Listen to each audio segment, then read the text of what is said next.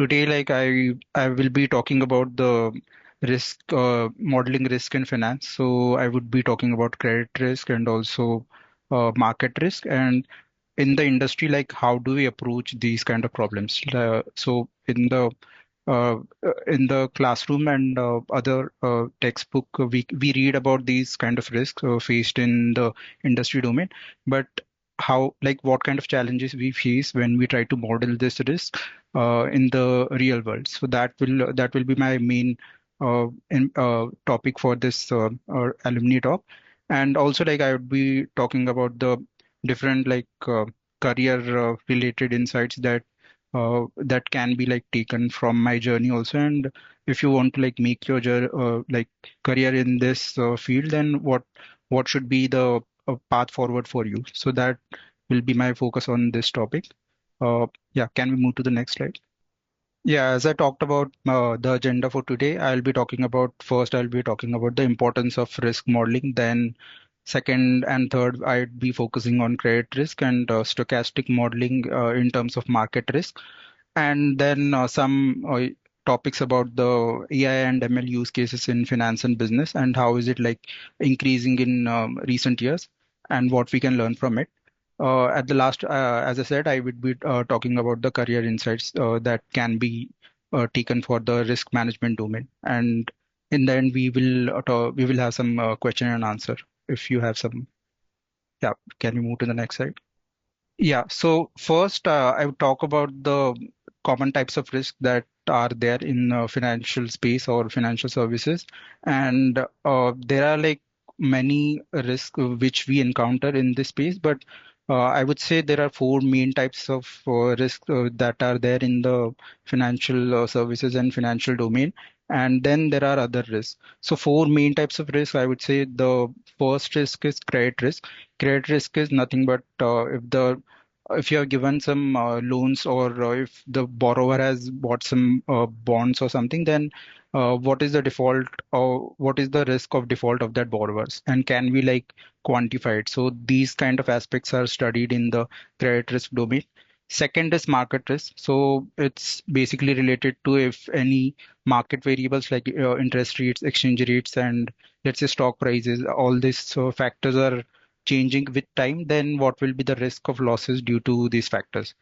Third will be liquidity risk. So it's basically if you have some kind of a cash flow problem in your company, or if you're not able to meet your short-term obligation, then that comes into the liquidity risk domain. Fourth is operational risk. So it's due to any inadequate processes, systems, or any external events. And there are other risks also, legal, compliance, regulatory, and many other risks. But we will mostly talk about the first two, credit risk and market risk. Yeah, no, can we move to the next slide? Yeah. So basically, why we are doing risk modeling? Risk modeling helps us in quantifying the uncertainty, because in the real world, we face many uncertainties which are difficult to quantify. If you're talking about the uncertainties in terms of various other risks that I talked about, then unless and until you have some kind of approach to quantify this risk, it is difficult to take decisions just based on the intuition. You can say it's very difficult. So that's why we try to quantify this risk, and there are uncertainties which like everything can't be quantified, but whatever we can, we try to quantify it. And why is it important? Because there is a regulatory compliance also.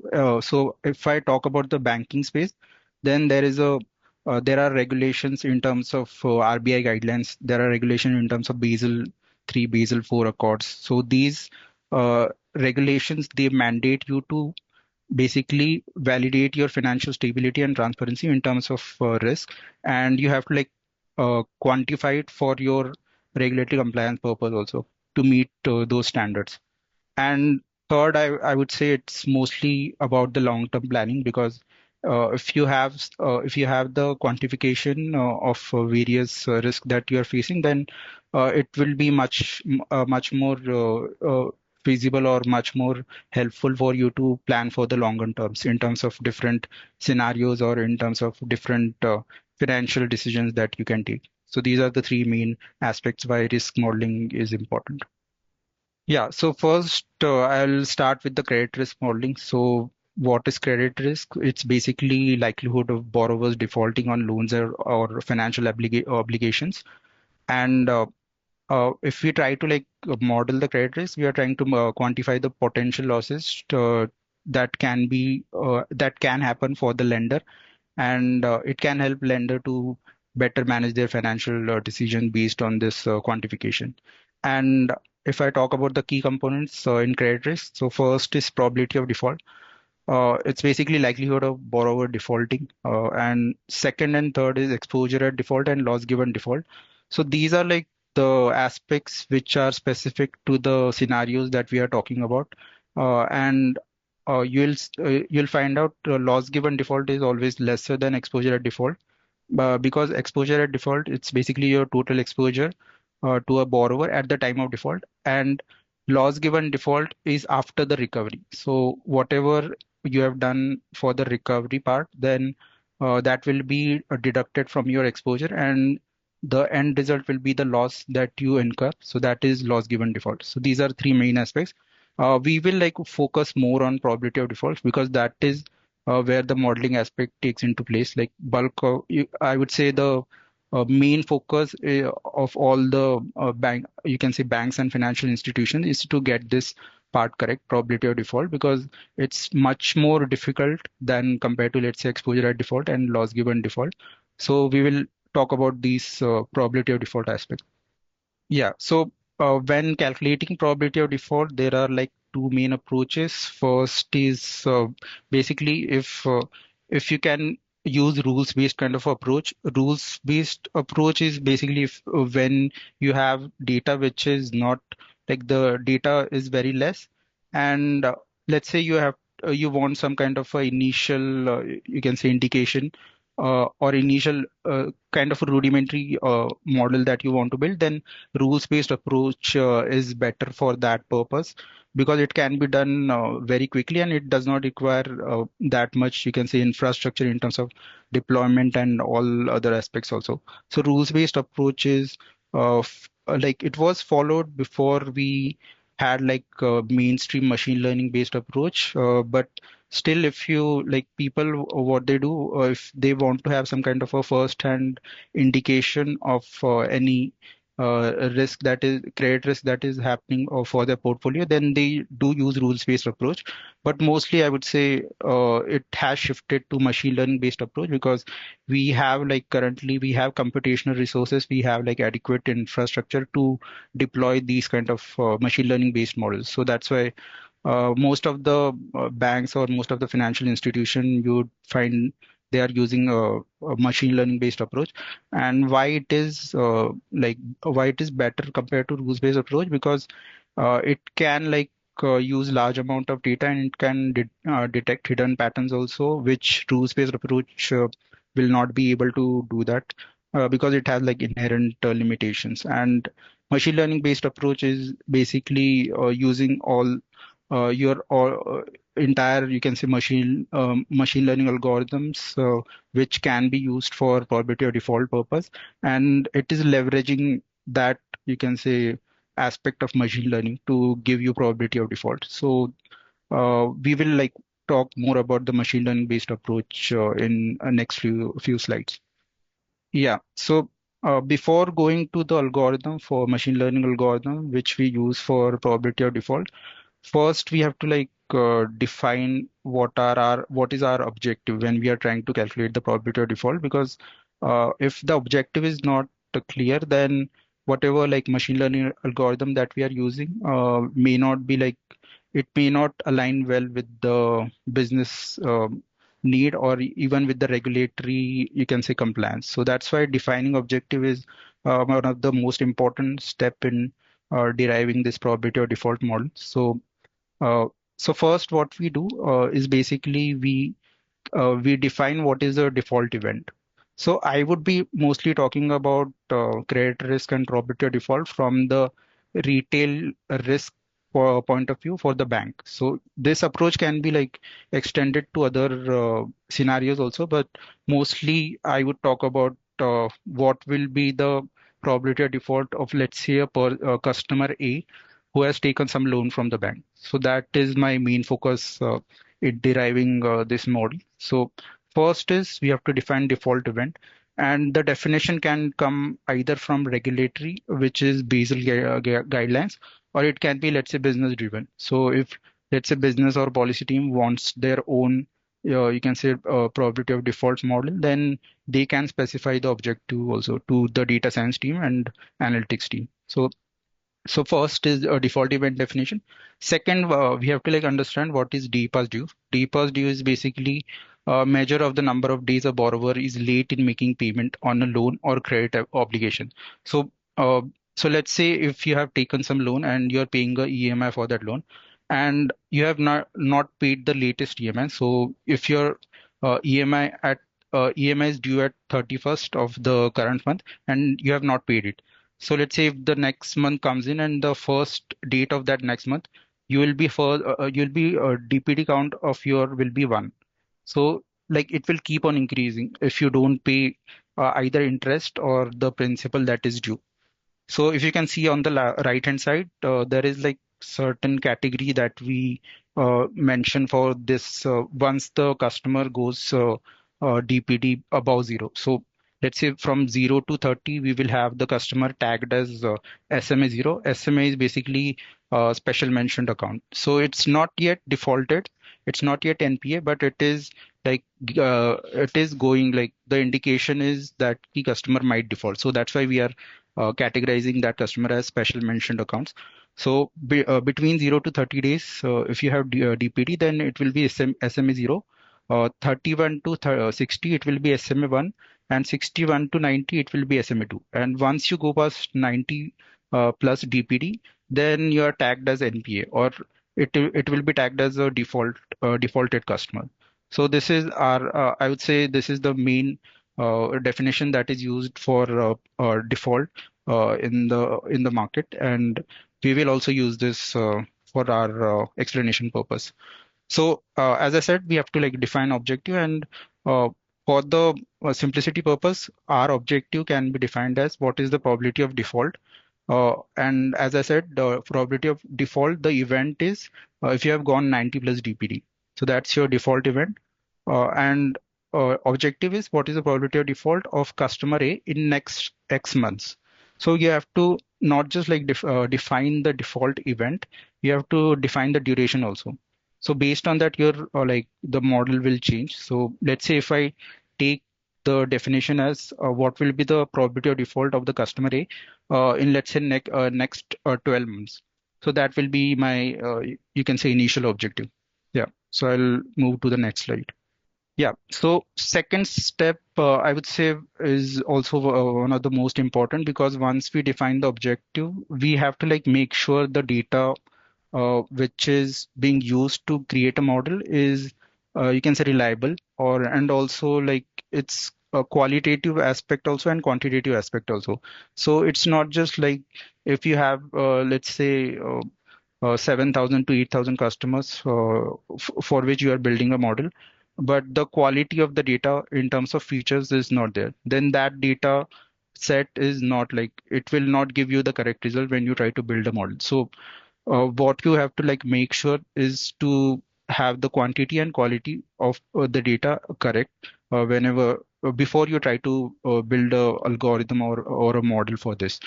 So commonly, like the data sources that we use is core banking systems. So if you're building a model for a banking customer who has taken a loan, then core banking system will provide you with a lot of data. Let's say demographic data, other loan characteristics, and other data is also like provided from the core banking systems.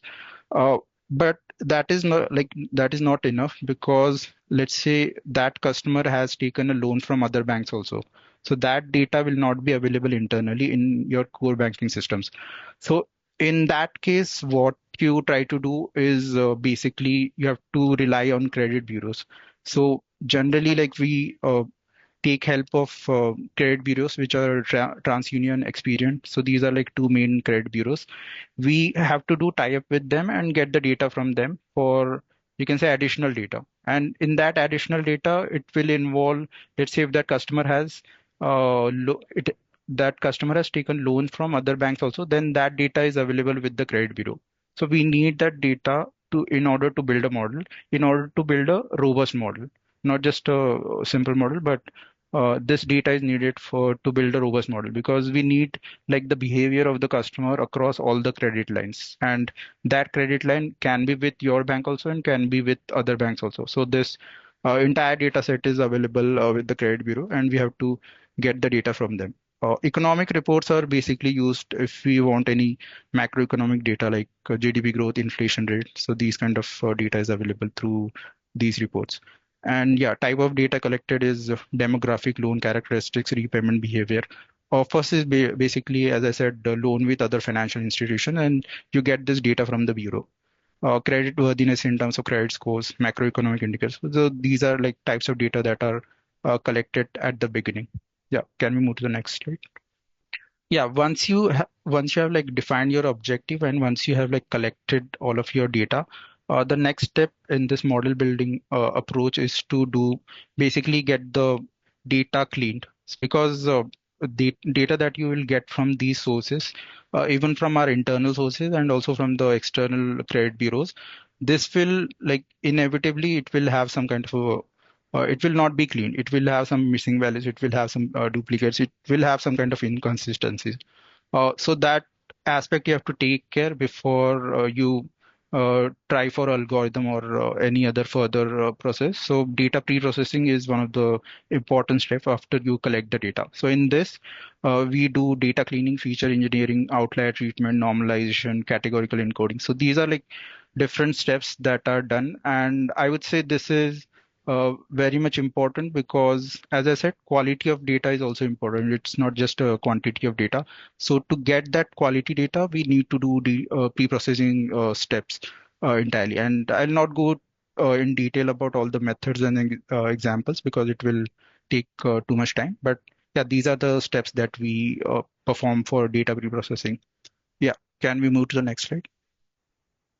Yeah, so once we clean the data, what we have to do, we have to just analyze the data. And analysis of data, it's specifically called exploratory data analysis because we are doing different types of analysis on the clean data. So it can be done, univariate analysis can be done to analyze individual feature, bivariate can also be done. And the tools that we use for this analysis, so like I would say 95% or 99% of the time we are using Python for this, but people use R also for this. So these are the main tools that can be used. Because the data itself is very large, you can't use Excel for all this analysis purpose. And once you do this univariate and bivariate analysis, let's say you have to check for the class imbalance also, because uh, in the end, what you're trying to build is a classification model. So classification model, you're trying to basically take customer A and check if that customer has defaulted in let's next 12 months from the date that that the data is taken. So it can be either one or zero. So if the customer has defaulted, we will assign that customer as one. Otherwise, it will be zero. So this last column that we make, it's called a dependent variable or a target variable. And this can either be one or zero. And let's say if my default, like total percentage of my default percentage is very low. So let's say 4 to 5% of the customers only have defaulted. Then it's called like the data is imbalanced because the percentage of ones compared to my total percentage of ones and zeros, which is 100%. If it is very low, then the data imbalance is there, and you have to you have to ensure that the data is balanced before you go through like try to build a model, uh, because it it is important because when you are trying to check for or evaluate the model, so let's say if the percentage of ones are not predicted correctly but percentage of zeros are predicted correctly, so in terms of accuracy, if you try to check this model, it will give very high accuracy because you're predicting zeros correctly. But since like my percentage of ones itself is very low, I'm not able to like predict it correctly because my model is not able to capture. So that's why I have to like address this class imbalance whenever I'm trying to trying to go for any algorithm or something. And how to do that, I'll discuss it later. But these are the main steps that we perform whenever we do exploratory data analysis. Yeah. Yeah. So next, what we try to do is is to do feature selection. So feature selection is nothing but the attributes of our data. So as I said, we get like different attributes from our data sources. It can be demographic, it can be repayment behavior, it can be loan characteristics, or any other features that are relevant for our model building purpose. But uh, what happens like generally what happens is not most of the features that are present in the data they are not relevant to the model that we are trying to build. So in that case we have to like do either do feature elimination or we have to like create new features which are more predictable in nature. So in that case we have to go for the feature selection part. And first thing we have to check if the dimensionality of our entire data set is large or not. And let's say if I have around 400 to 500 features in my data, so obviously like most of the features will not be relevant to my model building purpose. So in that case, I have to do some dimensionality reduction in this case. And I'll be using principal component analysis. Like most of the time we use PCA for this reduction or dimensionality reduction purpose. And once you have the uh, reduced feature space, then only you go for other analysis, which are correlation and other statistical tests to basically remove highly correlated features also, and also for categorical variables, you'll do some kind of a chi-square test to remove if there is like interdependence between two categorical variables, then you will keep it like only keep one out of them and remove the other one. So these are the tests that are used to do feature selections. And there are like other methods also which can be used. So these are advanced methods which I'll not discuss further, but these are also used whenever we are trying to do feature selection. Yeah, so once we do the feature selection part, the next step is to build a model because we have our data ready, we have our objective also ready. Then uh, the next step is to select the algorithm. And how do we like first thing when we are trying to create a baseline model. So it's why we are trying to create a baseline model is basically let's say if at the start itself you go for a complex model for your probability of default, then it may happen that the interpretability of that model may not be that high because it's so complex in nature. So let's say if you're using random forest or other algorithms, which are much more like it will give you higher accuracy, but it will always be a trade-off. So higher accuracy always comes with the loss in interpretability or explainability. So that's why you have to first start with the basic model, which is called a baseline model. And once you have the baseline model, then you do other aspects of it, like training, hyperparameter tuning, and evaluation of results. But creating a baseline model is the first step. And generally, like what is like industry norm is to use logistic regression for this purpose because logistic regression is the most basic of classification, supervised classification methods, and this is like highly interpretable also. Like in terms of which features are important, it will directly give you the result in that aspect also, which may not be that much. You can say it will not be that evident if you use more complex algorithms like random forest XGBoost or light GBM. So these are also doing supervised classification, but since these are based on tree-based algorithms, it is much more difficult to interpret these kind of models. So we don't start with this. We always start with the simplest model and then go. If we don't get the desired results, then only we go for the more complex ones. And there are like other models also which can be used. One of them is time to event models. So it's called survival analysis, and It's basically combining both the aspects of regression and classification. And apart from probability of default, it will also give you time to default.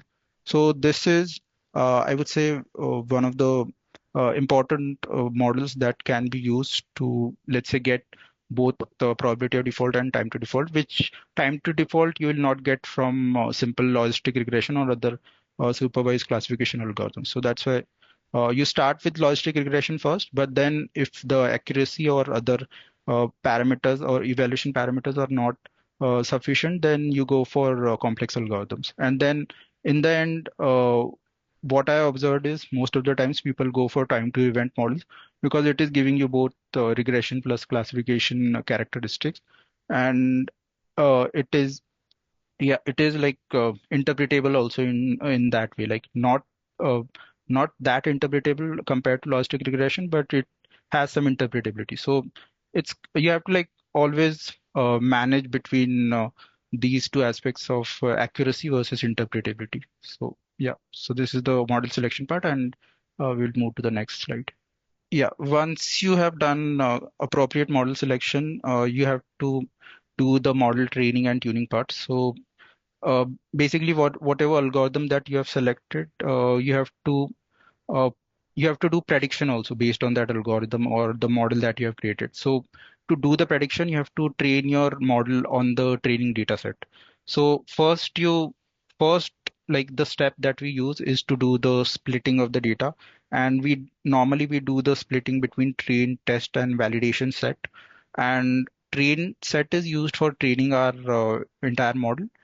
Cross validation and hyperparameter tuning are done to basically check. Cross validation is basically to check the robustness of model on a different set of training data. And then hyperparameter tuning, this is mostly done on validation set, and this is to improve our model further. So hyperparameters are basically the parameters which can be tuned externally. It will not be intrinsic to the model that is getting built. It will not be the coefficients of the model, but it will be the you can say hyperparameters in which can be tweaked based on the user input. So, for example, if you're trying to build a random forest model, then the number of trees. So, number of trees will be the hyperparameter because it can be set by the person who is building the model. So, these are called hyperparameters. And this is the step that we perform on validation set. So we use trend set to do the training of the model, and also cross validation and validation set for doing hyperparameter tuning. After that, we move to the evaluation of result, which is the next slide. So yeah, so this is a model evaluation is basically it will it will be dependent on the type of model that you are trying to build. So for PD models, probability of default model, it's basically a classification model which can be evaluated based on confusion metrics. Confusion metrics is basically it will give you like how many true positives are there, true negatives are there, false positive and false negative based on your predicted value versus actual value. So if you see at the bottom, there is a four by there are four boxes which represent your true positive, false negative, false positive, and true negative. So let's say, for example, if the actual value is true and my model is also predicting it as true, then it is called true positive. And similarly for other aspects, so for other terminologies. So based on this confusion matrix, we build different evaluation criteria like precision, recall, accuracy, F1 score. So precision is basically it will try to give you what percentage of your actual like positive predictions it is giving true prediction. So this is precision. Recall is basically uh, of my total like positive values, what percentage of that values I'm predicting as correct, like predicting as positive.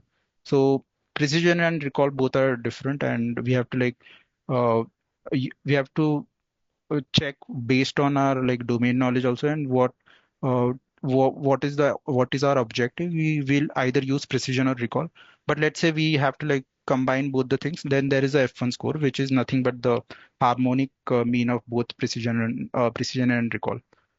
So these are like different evaluation metrics which are used for our PD models. For LGD and EAD models, loss given default and exposure at default model, since we are just predicting a continuous variable, we will use the evaluation metrics which are mean absolute error, root mean square error, MAP, which is mean absolute percentage error. So these are the evaluation criteria used for regression based models, which are nothing but continuous when we are trying to predict a continuous variable. Yeah. So next slide. Yeah. So the main like difference I would say between what is taught in the academia and what is done in the industry, I would say, is in terms of deployment, monitoring, and other regulatory aspects. Because this building of models, so the theory that I talked about in last 8 steps, most of it will be covered in academia in terms of theory, but you have to like know where the challenge comes in when we try to implement it in industry.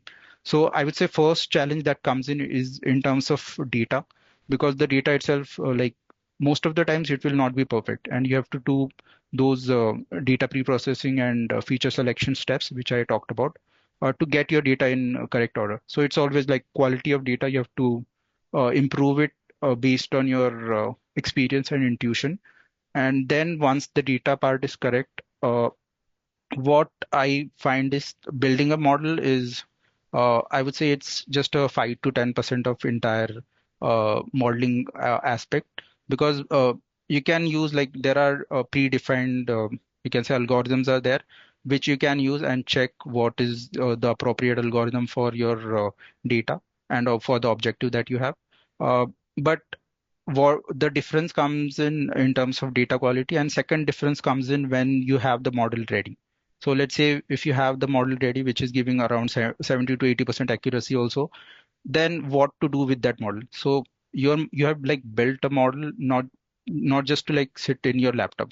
You can build it on laptop, but if you can't deploy it on server or any other clouds, then it is of no use, because you have to like continually train that, monitor that model, and continually you can, I would say, take a decision based on that model. So to take a decision based on that model, you have to like deploy that model, and that is one of the important aspect. And uh, I would so the deployment aspect comes in. So let's say if you have a loan approval model, then that model should be deployed in core banking systems. You have to like embed that model in core banking systems for it to work real time. So let's say if the new customer is coming in, whether to approve loan to that customer or not, uh, unless and until you have like deployed that model in your core banking systems, you'll not be able to do that.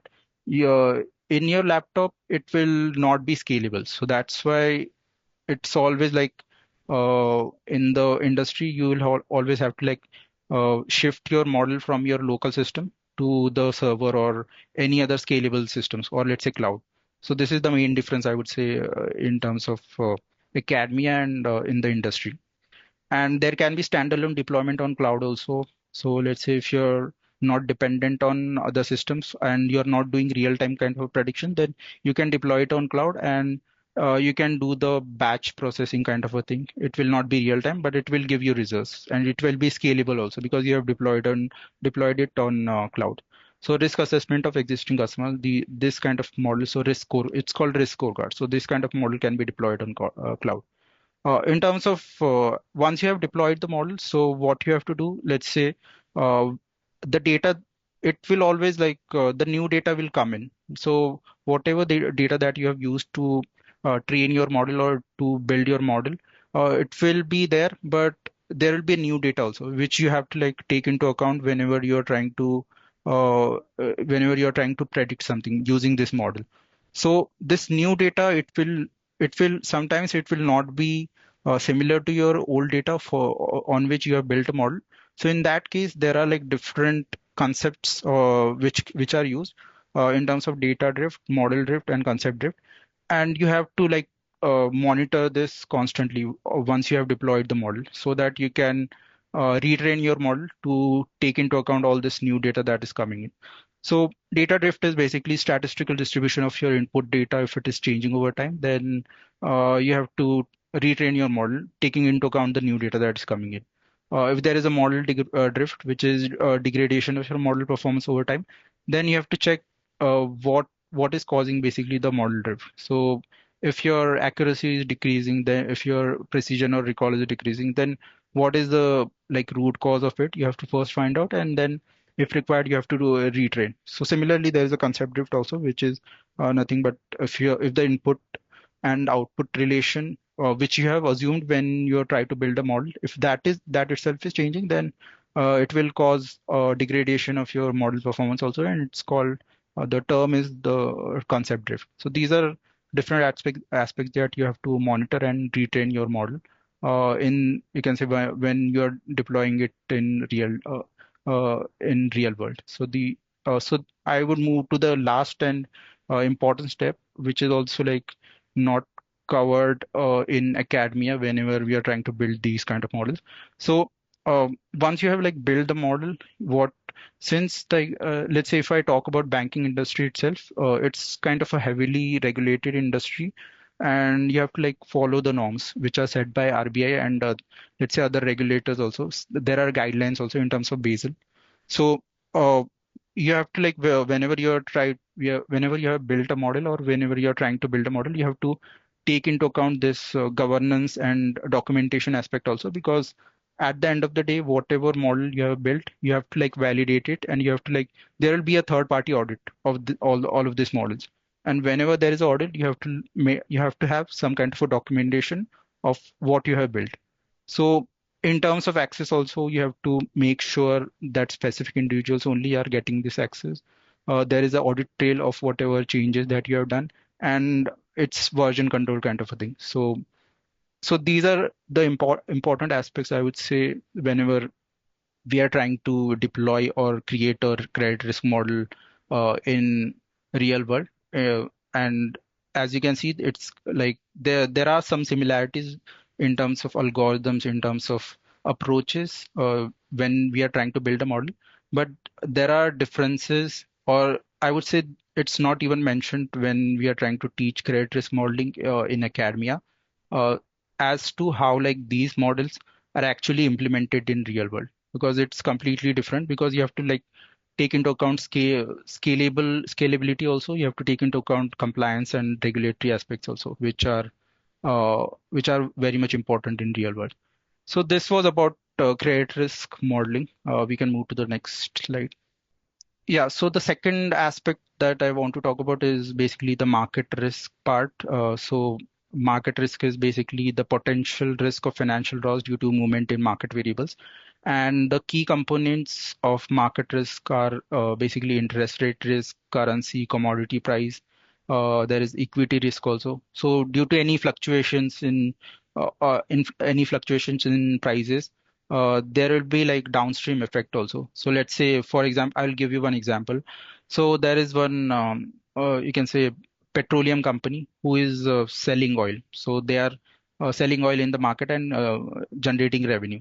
If there is a fluctuation in market prices of oil, then it will like directly impact their financial statements, because that raw product is directly related to the financial statements that is getting generated. So in terms of revenue, also in terms of profit, also there will be an impact if there is a fluctuation in all of these commodities. So that's why I would say modeling market risk is very much important from the client perspective. So client can be so the thing is ki client can be in any sector, so it can be oil and gas sector, or it can be, let's say, FMCG sector also. So why FMCG? Because let's say interest rate risk. So if your FMCG client or FMCG company has taken a loan in the market, and if the interest rate of that loan is varying in future, then there will be higher, you can say, outflow for that FMCG client in terms of the interest on loan that the company is paying. So that's why uh, modeling, let's say either predicting or modeling interest rate in future is very much important for this client in terms of, let's say, financial impact that the client will face. So that's why I said market risk can affect like any client from any industry, and it is very much like the literature available in terms of market risk modeling. It's very vast, and you can search on there are like different research papers also, and on what like modeling aspect to be used to model all this. So one like basic thing I would like explore in in the next few slides is basically trying to predict a price. So it can be commodity price, or it can be like, let's say, interest rate price. So if I only like talk about the commodity price, then how to model this commodity price in future, so that we have like a basic idea of where the commodity price is heading towards in the future. So how to do it, we will see in the next slide. Yeah, so mostly like I would say the approaches that are used to predict market risk or predict a price of the commodity, or so there are like two main approaches. One approach is stochastic process based, and second is Monte Carlo simulation based. So so what you have like imagine is whenever we are trying to like, let's say, forecast commodity price, so there will be an inherent kind of a you can say probabilistic nature of those price, or inherent a random movement in those price will be there, which can't be modeled using, you can say, your deterministic kind of equation or equation. So that's why you have to use stochastic processes for this, and stochastic processes will allow you to basically model the randomness, like underlying randomness of these different commodities and the prices that they exhibit. So there are different stochastic models which can be used. One is geometric Brownian motion, second is Ornstein-Uhlenbeck. So these are just like I have mentioned only two, but there are many which can be used based on the underlying data or underlying, you can say, the uh, thing that we are trying to model. So it's basically used for a closed form solutions. So main difference I would say between stochastic process based approach and Monte Carlo simulation based approach is in stochastic process based approach, we are assuming the equation or the differential equation that we are using, it has some kind of a closed form solution. But if let's say the if the if the thing that you are trying to predict, or let's say option pricing, in terms of option pricing, I would say there might be a there is a a probability that there will not be a closed form solution for your equation, or equation it itself like may not exist for that kind of a behavior of the financial instrument that we are trying to predict. So in that case, uh, it's much more like appropriate to use Monte Carlo simulation based approach. But you have to you have to like take into account that since Monte Carlo simulation, it's kind of using random sampling based on the probability distribution. It will have to like generate, you can say, tens of millions of outcomes to get some kind of a indication, for to get some kind of a basic indication in terms of result. So that's why it will always be computationally very heavy and computationally very intensive compared to, let's say, if we use stochastic process based approach, because these equations are very, you can say, these are straightforward equations, and the simulation that I can do from the straightforward equation, it will not require that much computational power, because I'm not doing random sampling. I'm using the equation itself. So that's why these are like two main approaches. And there is one more thing, that the process parameters that will be used in stochastic processes, there will be some assumptions made on that. So in terms of volatility, that will be there, and also the mean reversion kind of assumptions that will be there. I'll discuss this in the next few slides, which are assumptions used.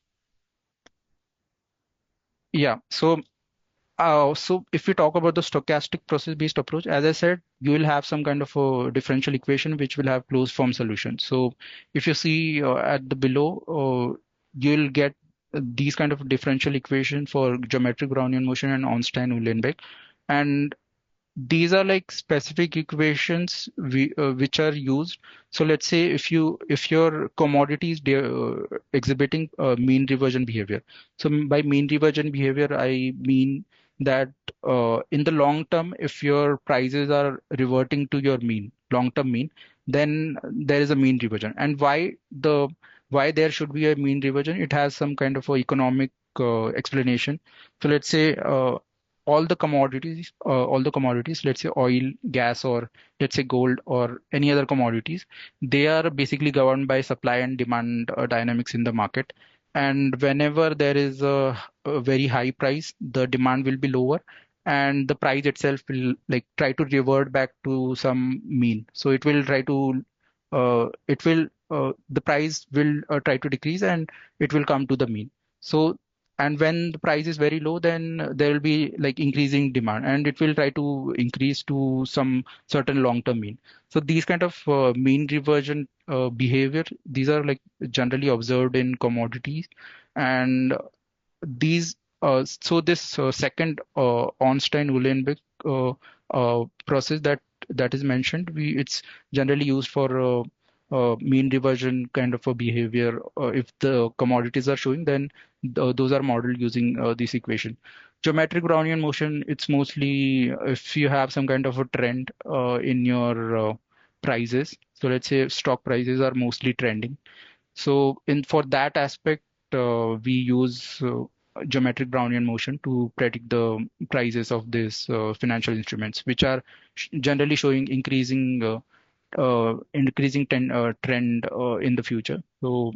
So for different, I would say different financial instruments or different commodities, you use different equations, and it's all based on the data that you have and the the underlying behavior of that financial instrument. I would say you have to choose carefully which stochastic process to use. Yeah, so there are like many assumptions. As I said, assumptions are one of the key limitations of for this stochastic process-based approach because can we move to the previous? Yeah. So assumptions are main aspects of this stochastic based approach because without assumptions, the equation, the partial differential equation that has been built, it can't be used directly to predict your commodity prices or any financial instrument prices. And why why that is the case? Because we are like if you see the equation that are being used, stochastic process equation, you'll find there are like parameters. There is mu is there, which is nothing but long-term mean. There is a sigma is also there, which is nothing but volatility of your financial instrument. So these parameters have to be estimated, and these are estimated using maximum likelihood estimator. And when we are trying to estimate it, we are basically building that estimator based on some certain assumptions.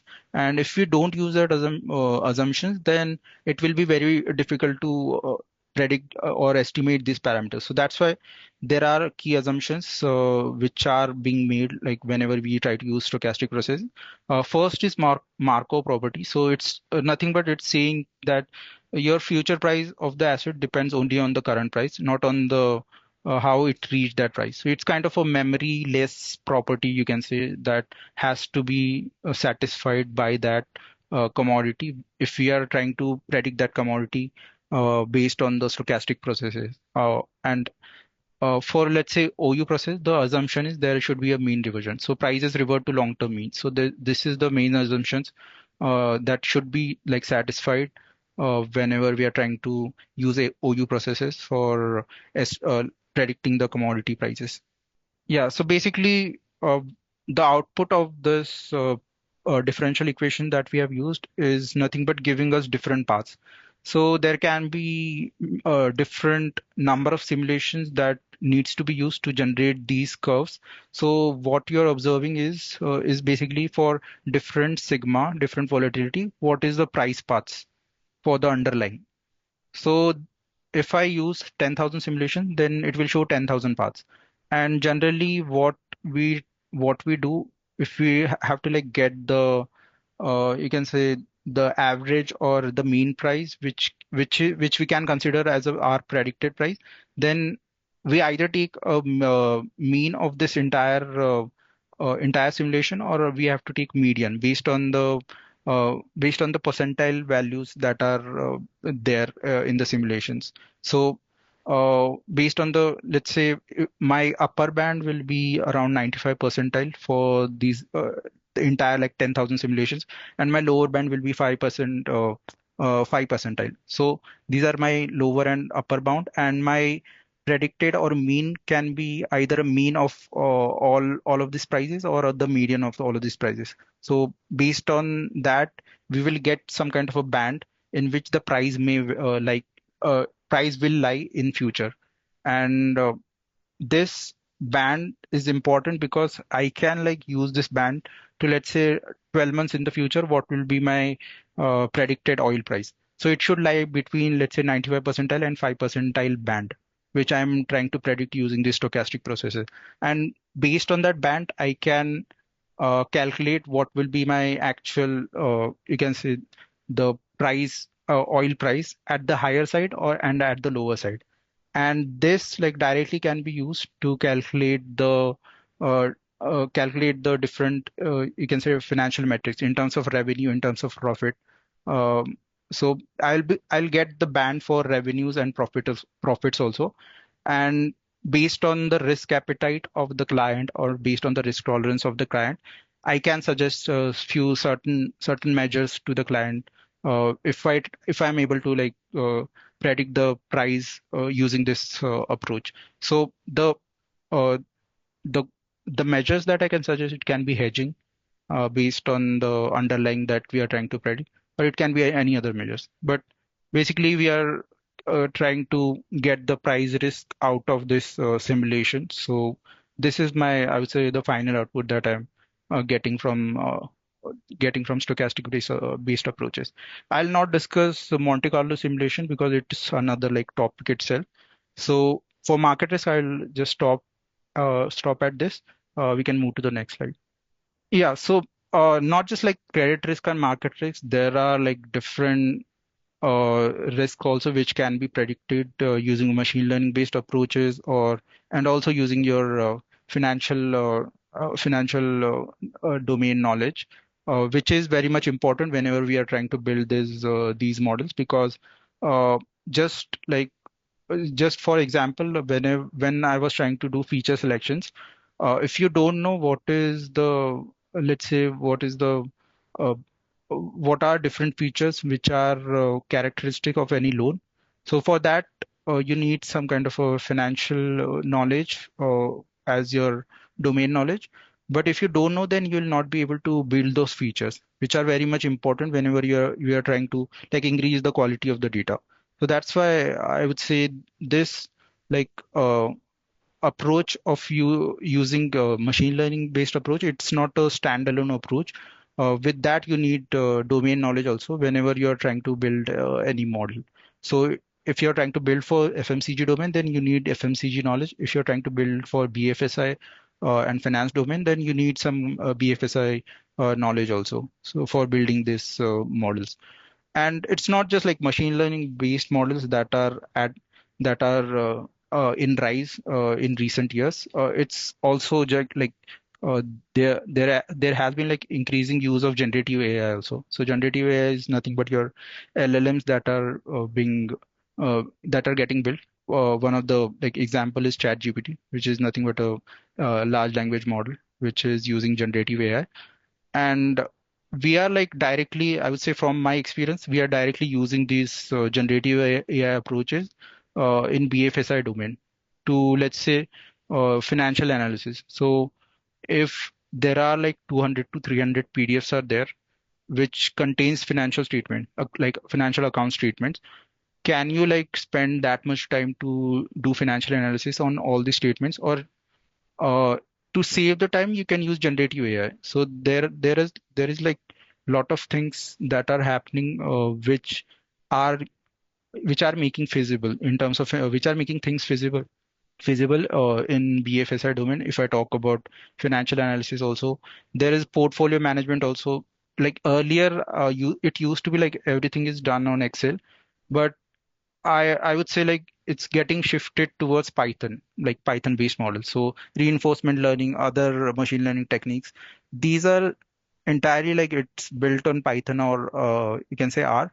And since that is important, then some knowledge of you can say technical knowledge is also important apart from you can say domain knowledge if you are trying to use these kind of solutions. So portfolio management is there, financial analysis is there, operational efficiency because many things are getting automated using AI bots. And then I would say the main use case, many like algorithmic trading firms, they are using AI-driven strategies to integrate in their high-frequency trading. So this is like happening in real time, and it is increasing day by day. So if you see that JP Morgan, Wells Fargo, and Morgan Stanley, they are like increasingly adopting all this AI and ML based techniques in their you can say day-to-day task, and also in future planning also to basically increase their operational efficiency and also drive their revenues. So this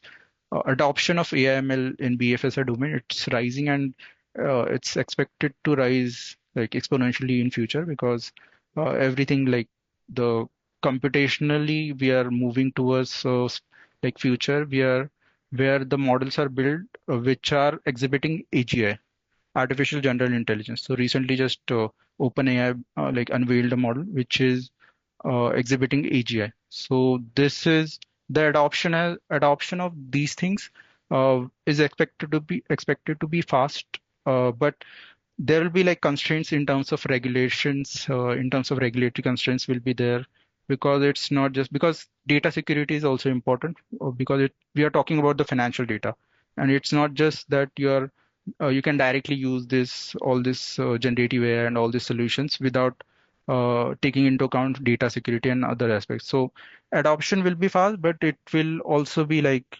in a phased manner.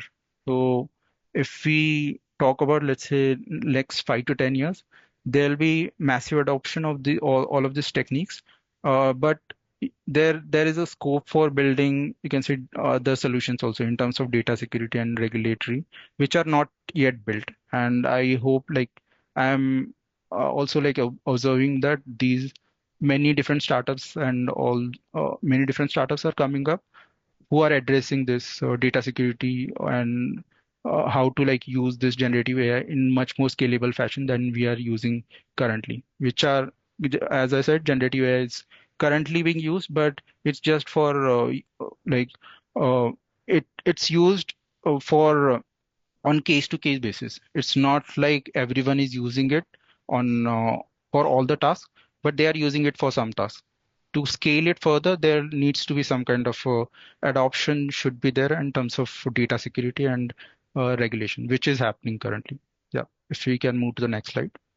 Yeah, so if I talk about, so this will be the last slide. If I talk about the career insights in terms of, let's say, managerial role for the B school students in risk management space, AI ML space. So I would say the roles that you'll get, it will lie at the intersection of tech and financial services, and it will need some kind of a techno managerial kind of a skills. At least, let's say, if you're at associate or manager level, then and it will be like kind of an individual contributor, then your technical skills will be much more valued. In that case, like you need to know some bit of Python or R. In terms of machine learning, also if you know different frameworks and also statistical methods, then that will be good. And there will be, let's say, if you're talking about only financial services space, then you need to know what is Basel, what is IFRS, what is trade finance, what is like payments related regulations. So if you know all this regulation, then it will be a good to know kind of a thing. But let's say if you're moving towards a higher kind of a senior roles, then you need to know much more about the products. So financial products, risk markets, and in that aspect, I would say FRM will be very helpful. So because it's financial, it's kind of geared towards risk. So CFA, I would say, it's mostly geared towards investments, but FRM is mostly geared towards risk. So if you can do FRM, then that is a plus point on your resume if you're talking about much more senior uh, associate and above level kind of a roles. And yeah, so it's not just like doing all the certifications. You need to have some kind of a stakeholder management skills also in terms of translating technical models into actionable business insights and gathering stakeholder requirements, and then working with your you can say technical team who are like, so in like typical data science team you'll find some people who are mostly working on codes and mostly technical driven. There'll be some people who are managing both, like techno business kind of a thing. So you'll be working with all kind of people. There'll be stakeholders also. There'll be developers also. You need to like have that kind of propensity to translate whatever is needed from stakeholders in terms of you can say in terms of requirement, and that can be the solution can be built based on that. So these are like important skills that needs to be there if you're targeting for the roles so in this domain. And yeah, so I would say the in terms of, let's say, increase in roles, or in terms of the market that is there for these kind of roles, it's increasing further, and it will like keep increasing because we are just like at the initial stage of this AI revolution, and there will be many more roles which will be created, which you don't even know about at the present.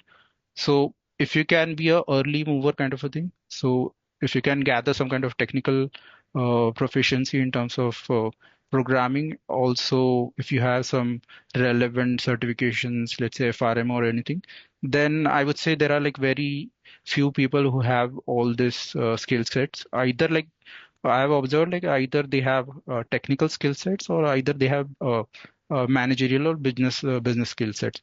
Having both is very rare, and if one can like move into this space, then there are like a lot of great opportunities waiting for this kind of career path.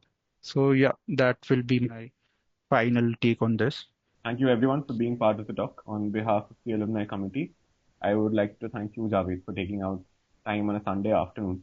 I'm Yeah, sure thanks. we're all grateful for your insights, and I'm sure we'll all gain from them. I would also like to thank the chair, Alumni Affairs, Professor Prabin Panigrahi, for his guidance and support, and the alumni office whose efforts made this talk a possibility.